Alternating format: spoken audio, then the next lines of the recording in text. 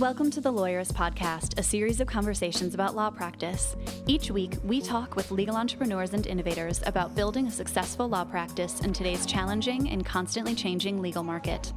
And now, here are your hosts.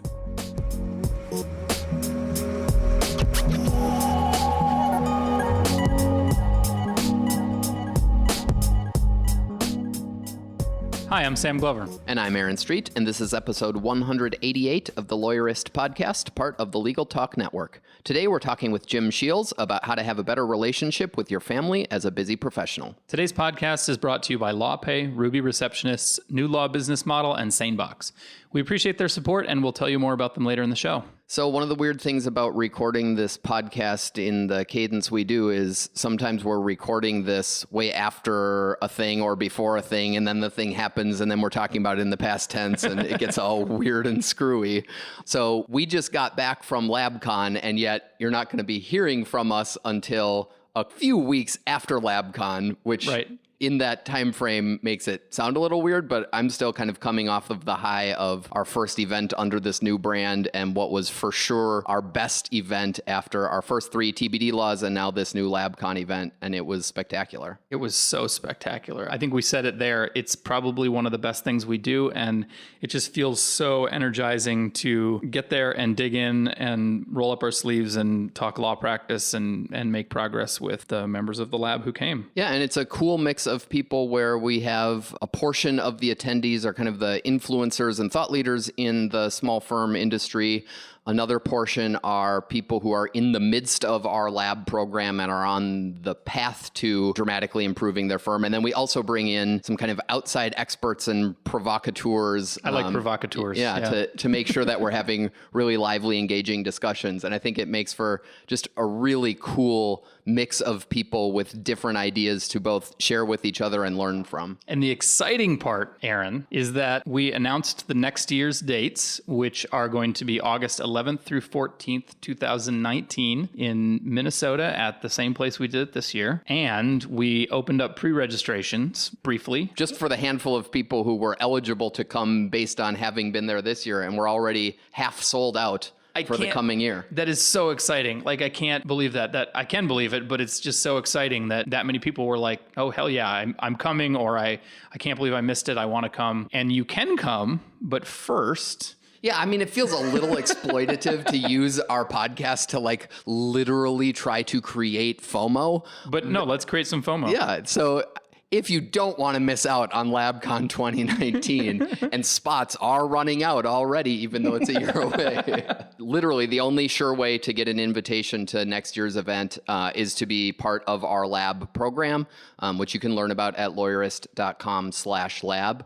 Otherwise, you would need to be one of these small handful of selected provocateurs, and there is no way to guarantee that you are one of those. The only guaranteed path to get an invite is to be in the lab. Yeah, so do that. Check it out. On a different note, I'm super excited for your conversation with Jim today. I've gotten to know Jim through an entrepreneur group I'm a part of, and his family board meeting model that you guys discuss has been really impactful in my life in the last year since I got to know Jim. My wife, Kelly, and I both practice this model with our daughter. I don't want to spoil the conversation too much, but I think it's a really, really cool and simple, practical way for busy people, professionals, entrepreneurs to solve the one thing most of them are really terrible at, and that's relationships with their families and maintaining healthy balance in that. And I will say, if you are fully single or in uncommitted relationships, this may not be an inspiring conversation for you. That's cool.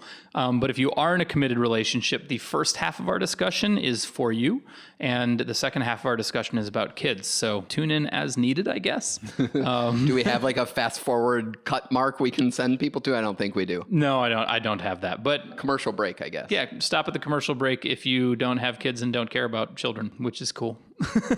So on this week's Lens episode, Aaron... I'm back. He's back. And I are talking about Inbox Zero in the context of something that's been bugging us about getting ghosted by people on email. You can find it on the front page of lawyerist.com and on our YouTube channel. Please take a moment to subscribe to our YouTube channel so you don't miss an episode and to help other people find the show. And this will be a fun episode, not just because I'm on it, which is very exciting for everyone, but also because this will be our last Lens episode for a while in this format, because now we've got shitloads of interviews from exciting people at LabCon that are going to make up the bulk of Lens episodes for a while now. From now until we go to ClioCon. Potentially. And meet up with a whole bunch of people Speaking there. of, if you're Yes. interested in joining us at ClioCon, you can use the discount code LAWYERIST to get, I think it's 25% off, and we would love to see you there. And I think you're literally the only people we've told that to, so go and get it. Yeah. Hope to see you there. Now we've got a brief sponsored conversation with Dmitry Leonov from SaneBox, and then we'll jump into my conversation with Jim Sheils. Hi, my name is Dmitry, and I'm in charge of growth at sanebox.com. Hi, Dmitry. Thanks for being with us again. And we are talking about email hacks today, and this is part 2. We already talked about some email hacks in episode 186, and now we're back for round 2. So, Dmitry, how can we be better at email? One of the biggest faux pas that we see from our customers, and hear about this a lot, is people use their inbox as an archive. So you're done with the email and you just kind of leave it in your inbox. The problem with this is effectively like, if you compare your email inbox to a physical snail mail mailbox, this is effectively like taking envelopes out of your mailbox, reading them, and then stuffing them back into your inbox. Your inbox is meant to be a place for unread stuff. That's the definition. That's how it needs to be used. And so leaving emails that you're done with in your inbox is really bad for your productivity, and there's lots of research on it. So if you have a large inbox, create another folder, call it old mail, and just drag all of the email into that folder. You'll still be able to access them. They're going to be on the email server. You'll be able to see them anywhere, but you'll be at inbox 0 right away. And this is going to help you kind of get to and maintain inbox 0 moving forward. Kind of keeps your focus where it ought to be on things that you need to be working on, not on all of the other cruft that has built up over the years. Exactly. It seems like not a big problem, but it really, really is. Trust me. That is one of my favorite things to do, even in Outlook. It's just so easy to create an archive or an old mail folder. So Hit me again. What else you got? The next one is unsubscribing from suspicious emails. So we hear lots of horror stories from customers, and to be honest, I'm actually guilty of this in the past. You're one of the horror stories. Yeah. People go on an unsubscribe binge, just unsubscribe from a bunch of stuff, and somehow magically end up with more junk. Mm-hmm. And the reason for this is when you're unsubscribing, you're effectively relying on the integrity of the sender you're unsubscribing from. So what you just did by hitting unsubscribe is confirm that you're a human who cares about their email. There's lots of companies that abide by the law and they would never do anything bad, but there's also lots of companies that don't care. And they can unsubscribe you from their mailing list, but sell you to another one. Mm-hmm. And so actually for this purpose, we built a feature called Same Black Hole, which is a folder, and you can drag an email into the folder, and you will never hear from that sender again. But it's not technically unsubscribing you. Just all future emails from that sender will go straight to trash, but you haven't exposed yourself as a human.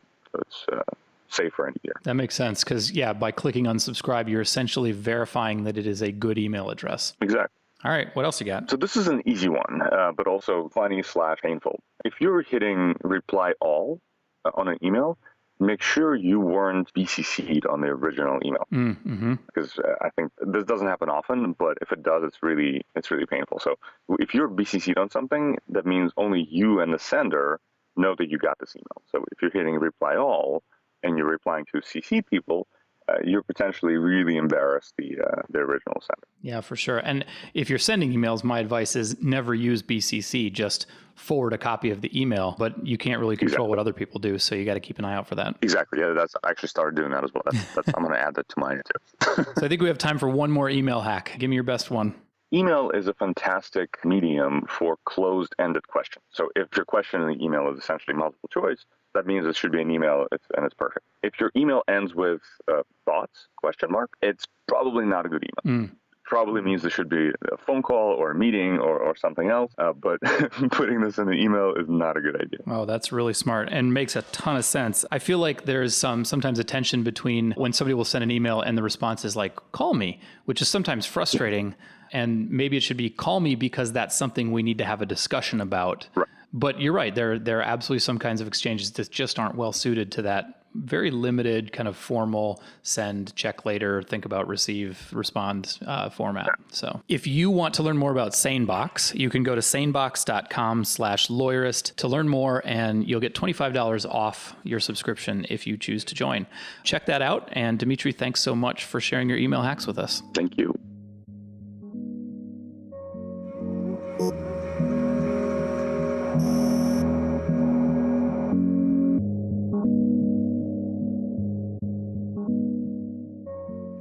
Hi, this is Jim Sheils from 18 Summers. Hey, Jim. So what is 18 Summers? Tell us more about that. Yeah, 18 Summers was a lesson that I was taught years ago by a mentor of mine. And I was doing talks about how to improve family life. And he just stopped me and said, Jim, you're really onto something. And he was 75 years old, incredible shape, great speaking coach. And he said, just know that with your kids, you got 18 summers. He says, just hear me out on this. He's like, my daughters are still my daughters. They're grown. We're still close. But I'm telling you, it's different. You got to grab those 18 summers, do the math, make the most of those times. Every day counts. Every season counts. And when you do the percentages, the amount of time you get to spend with your family under the age of 18 and then after the age of 18 is stunning. So make the most. You got 18 summers. That's kind of sobering, yeah. It is. It's a simple math equation that wakes you up to a positive reality that time is limited. So let's make the most of it. So we named the company that because our mission is to help professionals and business owners make sure that they don't sacrifice business success to have family failure. It's funny. I don't know if this friend of mine has got this from you or not, but I have a very close friend who has a fourth grader. And he was just talking to my wife about that recently. He's like, look, we've basically tried to plan out our summer activities for the next few years because we just don't have that many more left until he's off to college. And I was like, wow, shit, that's true. I'm going to have a second grader and a third grader next year. And I'm going, wow, okay. That's not a whole lot of time left. So that's probably a healthy way to think about it. Yeah, for sure. For sure. I mean, so one of the things you do, and the reason I wanted to have you on the podcast was to talk through sort of real work-life balance, which is something we say. Everybody says work-life balance, and a lot of people are just saying it, and not a lot of people are doing it.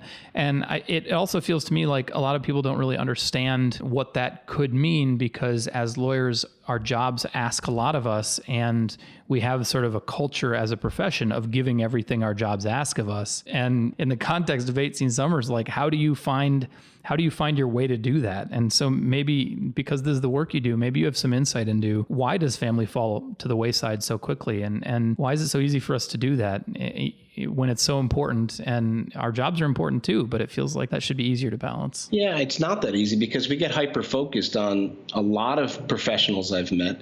They want to provide. That was their whole goal. We want to provide. We want to build up the practice, and then that will be able to give us the freedom we want to be with our family. The problem is when you bring 18 summers into it, time is precious. So there has to be some sort of accountability and time spent along the way because the great lie of building a successful business or practice is someday they'll understand because someday never comes and kids can't comprehend that, especially children. So what I found is everyone's intentions are normally good. They want to run up that mountain so hard, so fast that they get hyper-focused at work. And then all of a sudden it's October and they feel like they've been disconnected more this year than any other year. And I've heard that so many times. So what I've found is we get hyper-focused to try to provide and build something good that will help our family. But we don't take, everyone's heard now of intermittent fasting. You don't take intermittent fasts from the hard efforts to actually enjoy and spend quality time with your family, which is so important. This really resonates for me, and I know it's resonating for other people. We recently had a podcast where we talked about the legal indices problem with substance abuse, and there's a related problem around depression. And I can't help but thinking that these things are related and that achieving work-life balance isn't just a matter of having better relationships with your kids, but I can't help but thinking it's really a matter of life and death that we need to figure out in the legal profession, if not across the board, because honestly, the number of lawyers who are struggling with depression and substance abuse is staggering. And I can't help but think that if we focused a little bit more on our home lives and that life section of the work-life balance teeter-totter, then we might do a little bit better. Yes, I think an addiction is a funny thing. And unfortunately, I've worked with families with addiction, and especially with ultra successful people that have built a successful business or a successful practice. When I've worked with them and a child has gone down the dark road of addiction, sometimes we even have justified it saying, well, if I hadn't built my business, we could have never afforded this expensive rehabilitation center. Sure. And then it becomes that painful question, which came first, the chicken or the egg? And what I found, the best offense, the best defense for connection with your kids, helping them out, is involvement. quality time. You cannot delegate those things. And if you do, the numbers are stunning of how high it can get to go towards that road. And that's something for all parents we want to avoid. I'm on board with all that. One of the things that strikes me is I've noticed in some parents I'm close to that the pressure is to be involved as much as possible and fill all that time with things that are as meaningful as possible. And I think what we're going to end up talking about and some of the idea behind the family board meeting is that's not really balance either, is it? That's kind of putting too much pressure on yourself. Yeah, no. And look, the two worst things when people don't feel balanced or connected at home, and that balance is such a tricky word, but they end up feeling guilty and depressed. Those two words through polls that I've done for thousands of professionals are those two words. And those two emotions do not serve a good purpose. They will only accelerate you in the wrong direction. So my whole goal is not to beat people down. We have enough of that in court or with whatever you're doing. So I say, look, let's take small measures. And by taking small measures, what I've found is it's not meaning you have to give up your career or that you have to let it suffer. In fact, I think the opposite will happen. But if you will set a few powerful rhythms in your home life and stick to them, it can keep you grounded. It can keep you more consistent. It can keep you on the far side of feeling guilty and depressed, which won't serve you at home or in your career. So rhythms, what I found, are the key to just getting that equilibrium and feeling healthy at home. Say more about what you mean by rhythm. It sounds like you're using it similar to what I've read in business books about like your meeting rhythm for your check-ins and your management meetings and things like that. Is that the kind of rhythm you're talking about?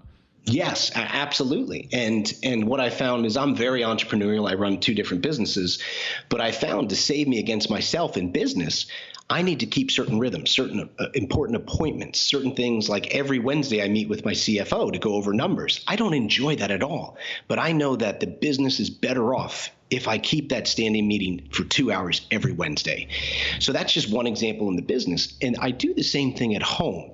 And I like the word rhythms because I don't like the word habits. We can have a bad drinking habit. We can have a habit of yelling at people in public. We can have a habit of smoking. It sounds very involuntary, very. That's what I was thinking. Habit is something you do without thinking, whereas a rhythm is intentional. Yeah, rhythm has a little bit of musical element, soul to it. And that always, to stick to a rhythm, I just really liked that. It's like that, again, a mentor of mine said, it's like that beating of the drum. Bump, bump, bump, bump, bump, bump, bump, bump, bump, bump. It keeps everyone, that simple beat allows all the other music to happen around it if you'll just keep that simple beat of these few rhythms. And we'll talk about them today. But again, it doesn't have to be 57 rhythms. I think today, if we talk about 1 or 2 and you start to implement them, week in and week out, you're going to start to feel a security, a growth, a consistency, more confidence, and less guilt and depression. And none of your people out there deserve that when they're working super hard to build a practice. Yeah, so we previewed, as we were talking beforehand, about 2 specific rhythms. And I'm wondering if I can flip them on you and talk about the rhythm that you have with your spouse first, and then listeners without kids can tune out when we start talking about kids after that. Sure. Is that all right with you? Sure, no problem. So tell me about the rhythm with your spouse. Yeah, so the most powerful rhythm that I have with my spouse is called date night with a question. And everyone's heard of date night. It's kind of become jaded, but like I talked to you before about, if you go to a personal trainer and you want to get into really good shape, the personal trainer is probably going to say to you, okay, let's look at your diet and exercise routines. And if the person says to that personal trainer, yeah, okay, can we look at something else? Like, I have personal trainer friends, they know they're in trouble because that's the meat and potatoes. Date night is so important with your spouse. And I remember hearing the saying years ago, if you don't have enough time to keep dating your spouse, you don't have enough time to stay married. And that really hit me between the eyes. So what I do every week is I go on a date with my wife, date night with a question. It's every Wednesday night, unless there's travel, and then we'd reschedule it. But for the most night, it's every Wednesday night for 3 hours. And what we do is not just go out on a date. We have one powerful question prepared. We'll pick it from different lists. I mean, the internet has tons of things that you can ask. And we go through one question. What that does is it allows to make sure you're not just talking about how was your day at work? Good. How was the weather today? It was pretty nice. Yeah. Were the kids good today? Pretty good. It gets you below the surface because you want to keep dating. You want to keep getting to know each other. You want to bring up old highlights. So we pick one powerful question. Can you give us an example of what some of those questions might be? Sure. So like we just took a 5-week RV trip that we had planning for a long time with my whole family. It was phenomenal. Did the whole East Coast all the way up to Nova Scotia. Absolutely loved it. It was a dream trip. So not this week, but the week before was tell us the highlights of our trip and why. Why were those the highlights? So that's a pretty obvious one. Yep. People around here might be on a summer vacation. That's a powerful one. Then you go into more in-depth ones where name a time that you felt like I didn't show up for you and you were really disappointed and why. Well, that sounds challenging. That's a tough one to listen to. Yeah. But let me tell you, when we found that one and my wife and I said that, if you'll keep open and honest and take things with a grain of salt, gosh, you can learn a lot about your spouse and yourself and move to a next level. And then we've had other ones. Name a fun memory that you have for when we first started dating and explain it in detail. Do you customize the date night activity to the question? You know, like my wife and I, for example, we find it easier to discuss questions like name a time when you didn't show up for me when we're going for a long walk, because then we aren't necessarily looking each other in the eye as we're offering criticisms and hurtful comment, not necessarily hurtful, but displaying hurt that we may have. It's a little bit easier to watch next to each other than to be sitting at a quiet dinner table together. Yeah, I haven't. I haven't gotten that advanced yet. It's a great idea. That'd be a great idea, and I'd encourage that. For us, it's more of a simple thing. Like we live in St. Augustine, Florida, and it's a great little town to tour around in, great shops and little wine bars and places. And we love to go get a massage and then go to dinner. That's a big one. Or we'll go for a walk on the beach and then have dinner. Sometimes, we've done the painting pictures, dates, and once in a while a movie. We're more talkers, so we like to do that. But so it's more of a simple theme. But one thing which I'll talk about is my phone is never invited on my date night with a question. And where I think a lot of guys get in trouble, a lot of guys and girls, a lot of professionals get in trouble, is they will bring their phone on date night, and now it's not date night. Now it's client call night. Now it's let me just get this one text that aggravates me so bad because I've been working on this file for months and an important thing just fell through. Your head is not there anymore. You're arguing a case in your head for the rest of the date, and your spouse knows it, and that's not going to serve you. So we do date night with a question. My wife brings her phone in because she's less bothered than I am, so that our babysitter can somebody have needs it. To have the emergency phone. Yeah, for the kids and our babysitter are at home. But I don't bring my phone in because I can tell you there's times where, frankly, my wife, good for her, said, "I'm right here. That can wait." And man, she was absolutely right. We have to give that priority. And we're only talking one night a week for 2 to 3 hours. And what I found is people go, "Oh, but I'm so busy with this case and this." If you carve out that rejuvenation time, I think your energy level, your clarity, your focus, your strategy ability is going to go through the roof because you're going to be more grounded at home. And there's so many stats out there showing people with a happy home life have a more successful and easier business career. Well, and I would say if you can't carve out 2 or 3 hours a week for somebody as important to you as your spouse, then you are a failure as a professional. I mean, like you are. Yep. You aren't winning, you aren't succeeding, you are failing. Well, again, but it goes back to that lie where people, that badge of honor of I put in 90 hours. And look, I get it. I've been there and we all have. And once in a while that's needed. But sometimes that badge of honor can be a little deceiving. Sure. So it is a good thing to take time off. We should be bragging about the time we take off because we've worked so hard at the other parts of the day, not that we work straight through the night. We need to take a quick break to hear from our sponsors. And when we come back, we're going to be talking about the family board meeting. We'll be right back. Support for today's episode comes from Ruby Receptionists, dedicated to helping you grow your practice one happy caller at a time. From their offices in Portland, Oregon, Ruby's live virtual receptionists work in tandem with their innovative technology to answer your calls live with your custom greeting, transfer calls through to you when and where you want, collect new client intake and messages, make follow-up calls, and more. Delighting your callers in English and Spanish just like an in-house receptionist at a fraction of the cost. They integrate with Clio, Rocket Matter, and Lexicata, as well as the contacts and calendar on your cell phone to easily integrate into your workflow. Ruby can host your local phone number or provide you with one, giving you the opportunity to make dual use of your phone. Call clients using your office or personal number as you please via the Ruby mobile app. For over 15 years, thousands of attorneys have been turning rings into relationships with Ruby receptionists. To learn more, call 844-715-7829 or visit callruby.com/lawyerist2018. If you're not 100% happy with your law practice right now, chances are you want more. More income from your practice, more fulfillment from your work, and more freedom to enjoy your life. There's a new law business model that is allowing passionate attorneys to reclaim their lives and love practicing law again. Alexis Neely has been training lawyers for over a decade on the new law business model she created to build her own million-dollar law practice. And now, the lawyers she has trained in that new law business model have their own high 6- and 7-figure law practices, all without sacrificing time with their families, and only working with clients they love to serve. It is possible to experience the exhilaration of a thriving law practice, do the most meaningful legal work, have a real impact in your clients' lives, and have complete control over your schedule. Discover this new law business model now by watching the free video workshop series at newlawbusinessmodel.com/lawyerist.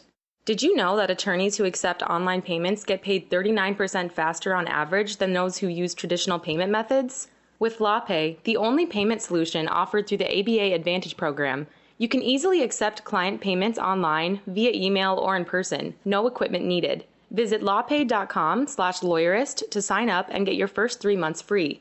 Trust the only payment solution developed for attorneys and recommended by 48 state bars. LawPay.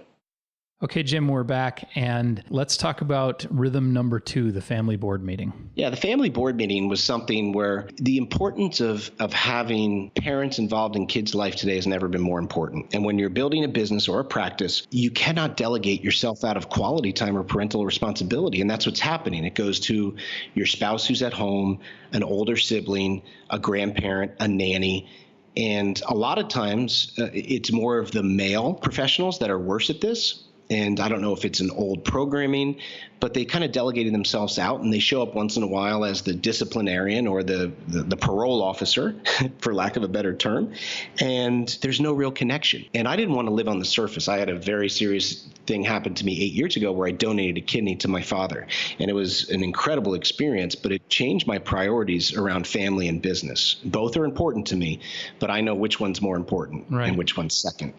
And what I found with my children, I started doing these, what we're going to talk about, board meetings, a simple rhythm that has definitely revolutionized the relationship with my kids and thousands of others now, thankfully, is this rhythm gives priority to my children. And by doing this one rhythm, I've had some incredible results. I'll probably share the story about my son Alden, which was kind of the catalyst for really starting to share this simple rhythm and strategy. But what I found is we have a time with our kids, but not quality time. And facilitating real quality time can be difficult, but this simple formula, this rhythm that I've put together and started using with my sons and got great results and started sharing and kind of had this underground following to it, has helped a lot of people. And it doesn't mean you can't be successful at work. Again, it's going to be the opposite. What you use, and if you stick to this at home, it's going to build things up in both areas, I believe. Yeah, you used a phrase when we were talking earlier. You're trying to be successful at work and successful at home. Yeah.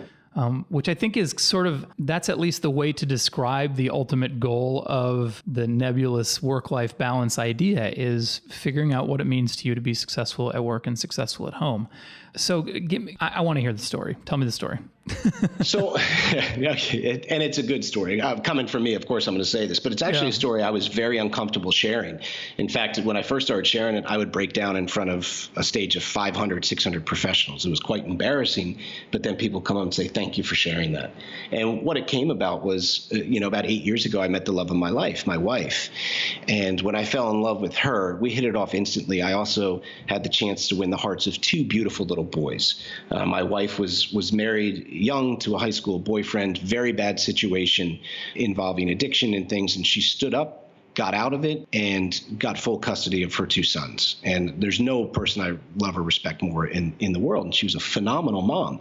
And the boys and I hit it off instantly. But coming into the life of 2 young boys when running 2 large businesses at the age of 7 and 5, they were both 7 and 5, can be difficult. But luckily, we got along right away. But even by getting along, there were trust issues, especially for my oldest son, Alden. And when I first came into Alden's life, he was a terrible student, close to failing. He had just been put on the spectrum at school for autism. And I can't stand that word spectrum. And probably worst of all, he suffered every night from something called night terrors. And if you don't know what those are, you're very lucky. It's when your child wakes up in a half-conscious state, screaming. It can take hours to get them back to sleep. Call me a naive optimist, but I knew these things could change. And the most powerful thing that made changes on these was these simple board meetings that I started to do, and I'll share the rhythm with you guys, where we get together every 90 days for a special day, just the 2 of us. And the breakthroughs that happened in that first year on these days were stunning. And within 1 year of starting these, my son went from failing. Since my son, both the boys asked me to adopt them years ago, and I did. But a year later, after starting these board meetings, he went from failing to getting the award of the most improved student of the 3rd grade, and he was beaming when he got the little award. They retracted the diagnosis of autism. They retracted it. They admitted it to be a mistake. I knew it wasn't autism. It was stress-related of things that happened in the past that we could get over, and he did.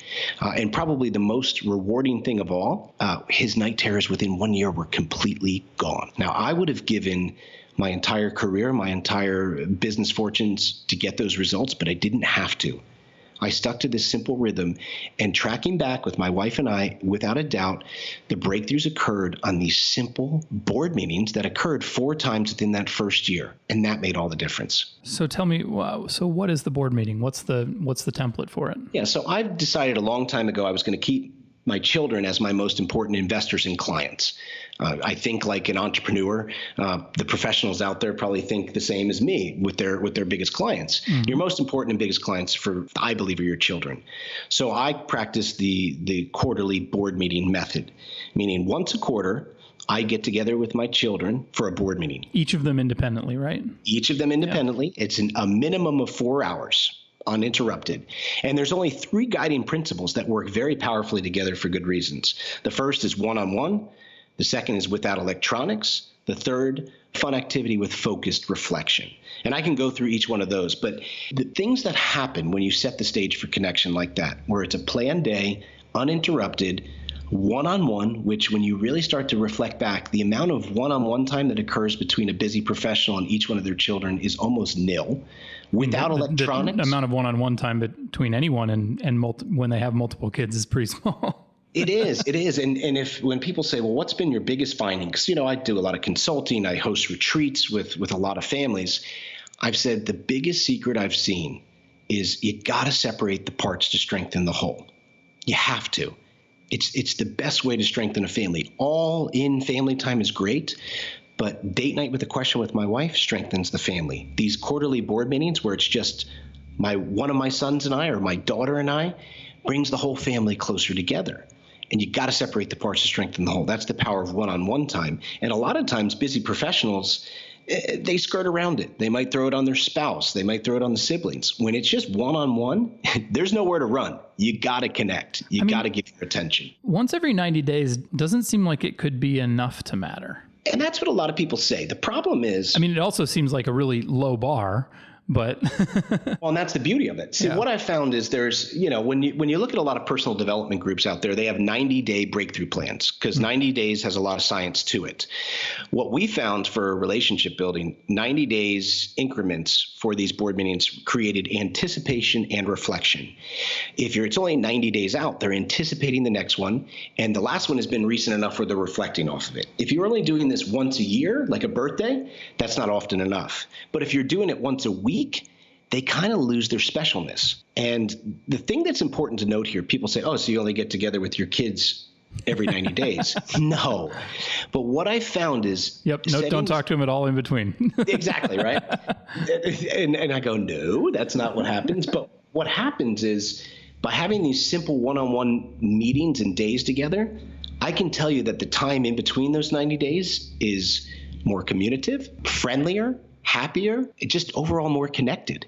So it helps bind the time together in between incredibly. So that's why I encourage, like you say, it's a low bar, but we all know how quick does 90 days go when you're super busy at work. Right. It's a low bar, but it's also, if you can't do it. Yeah. And every year now, I've been doing these 8 years when we have our, first week of the year reflection on the prior year. I'm proud to say that with my sons or my daughters, when we ask for highlights, the memory has been concreted. They say the time we went on a board meeting to the Pirate Museum, the time that we went to Trampoline World, the board meeting at Trampoline World. These are when some of the biggest memories are forged and some of the best communication happens. Because especially with people out there with teens, if you do something fun of their choice, you turned your phone off and they've turned theirs off with no electronic distractions, and you've had fun together, you maybe have a meal together, people are shocked about how open they are to communicate at that point and have real conversation. I mean, I feel like I've heard of people who do similar things, and often they talk about it's the teenagers where it really makes the biggest difference, honestly, because they're so distracted and in their phones and in their friendship groups, and getting them alone is really special. Yeah. Oh, big time. And let's face it, what teenager wants to talk to their parents about puberty in front of their little brother, right? Right. Oh my gosh, shoot me now, right? So, and people, they won't talk to me. One-on-one is such a huge important thing. So we hit on the importance again. It's only one-on-one without electronics, a fun activity of their choice. And I get that. I get the one-on-one. I get the no devices. Minimum 4 hours seems awesome to me. Tell me more about the activity and what you mean by focused reflection. Yeah, so fun activity of their choice with focused reflection is basically the shortest definition out there for experiential education. Okay. And I'm kind of an alternative education fanatic. I just love new ways to teach kids. And experiential education has been proven to be the most powerful form of learning on the planet. I have a very successful lawyer friend at home. We've grown up together. He's doing phenomenal. He started working in a law firm at the age of 11. I'm convinced, since he was in the trenches at a young age, that's one of the reasons why he's such a great lawyer. Now, people might agree, might not agree, but I just believe in experience. So we're using experiential education to strengthen our relationship with our kids. They choose the activity. So if you and I like to go to a football game, let's say, but your daughter has no interest in football, you can't drag her to a football game and then at the end of the day, punch yourself in the arm and say, isn't it great we bonded? Give them buy-in. Let them plan the day. Let them choose the day. You're going to learn a lot about them. They're going to be committed to it. And so you have that fun day together, uninterrupted, and focused reflection. The definition of experiential education is you put your students in direct, inspiring experiences, and after the experience, you set this time aside for what's called a focused reflection. This is when you ask certain questions and just have time to talk about the activity and see what lessons and values come to the top. That's basically how experiential education works. So that's all we do. They choose a fun activity of their choice. Talk about what you learned, what was fun, what they didn't like, that kind of stuff. Yeah, the starting question of experiential education is, what was your favorite part of the activity or the day and why? That's it. Start with that. You don't have to become an advanced educator to do this. Just ask that question.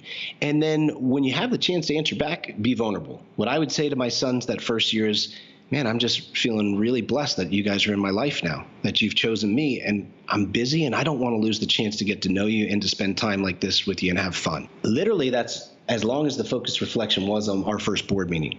But I know that set the spark. So I have a couple of things in my book, like 5 different things that if you're willing to do on the board meeting, especially during the focused reflection, it can absolutely 10 times the results. And one of the main things is listen, don't lecture, and be vulnerable. You know, if your teen finally opens up to you, don't try to be Superman. Don't try to be John Wayne.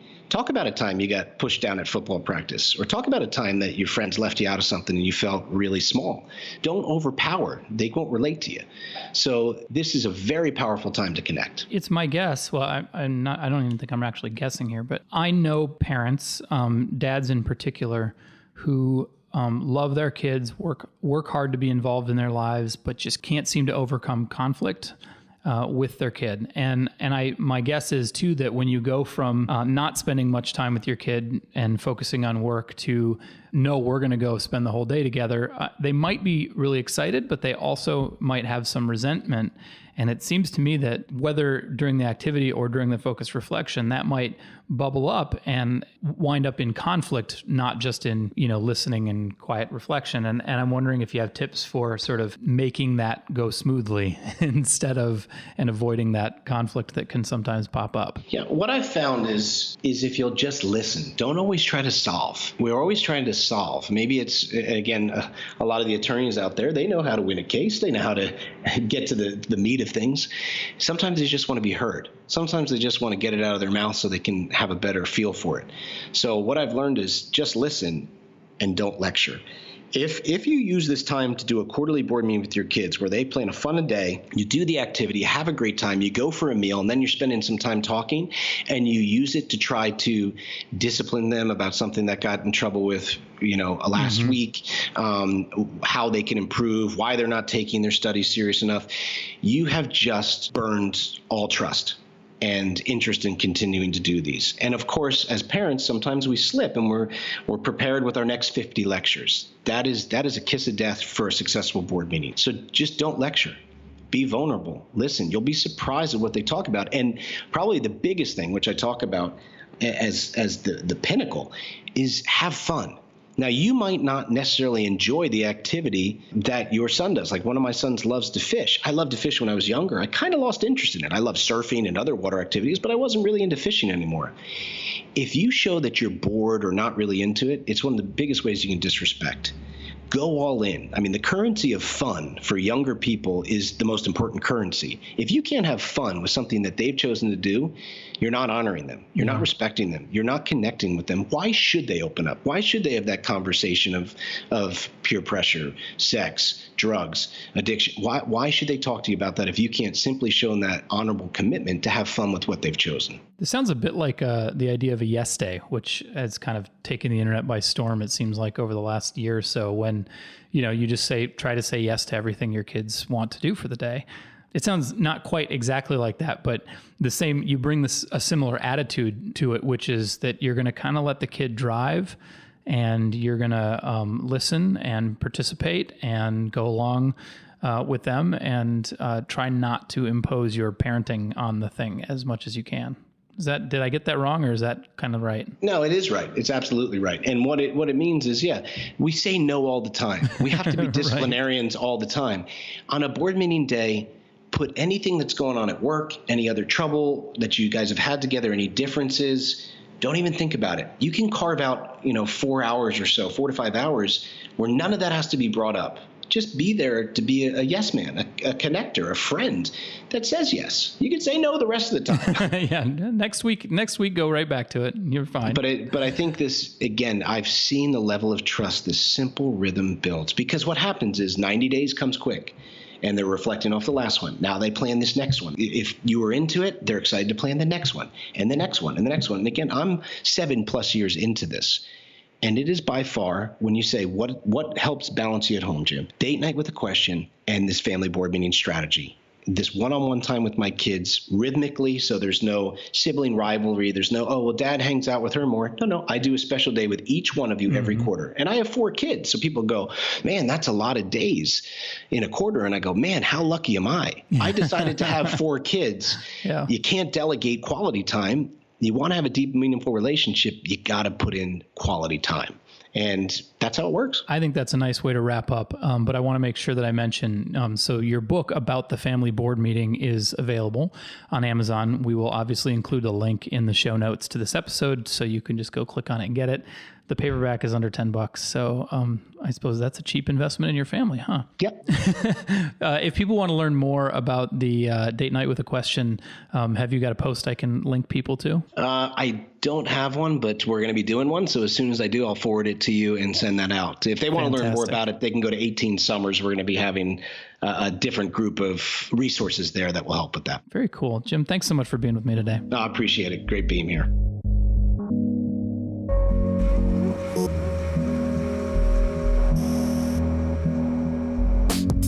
Make sure to catch next week's episode of the Lawyerist Podcast by subscribing to the show in your favorite podcast app. And please leave a rating to help other people find our show. You can find the notes for today's episode on lawyerist.com/podcast. The Lawyerist podcast is produced with help from Lindsay Calhoun and edited by Paul Fisher. The views expressed by the participants are their own and are not endorsed by Legal Talk Network. Nothing said in this podcast is legal advice for you.